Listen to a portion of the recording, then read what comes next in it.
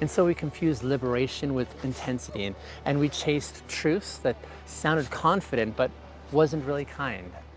And then we performed clarity, but we never actually felt safe. And what happens when you're never safe with truth, though?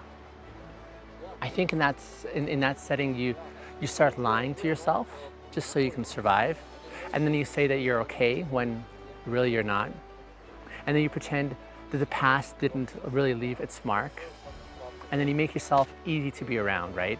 You, you call it resilience when it's actually just self-abandonment.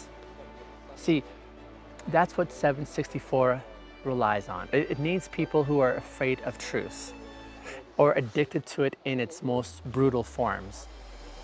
Because both options will keep you from peace. But here's what breaks the script though. See, when you choose truth that's aligned with integrity and intimacy, that will break that cycle. But when you see a truth that doesn't necessarily need to perform, or truth that doesn't really weaponize, or truth that doesn't need you to agree, it just needs you to feel free, these will break that cycle. And I mean, these are just not theoretical. That's the kind of truth that says, you were never meant to carry this by yourself. Or this ends with you, right? Or you're not here to impress people who only love the performance that you offer. See, you don't need to explain the wound in essence, to know that it was real. You're actually allowed to live without defending your story.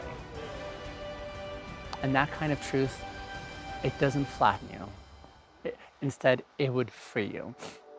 And freedom doesn't always look like escape.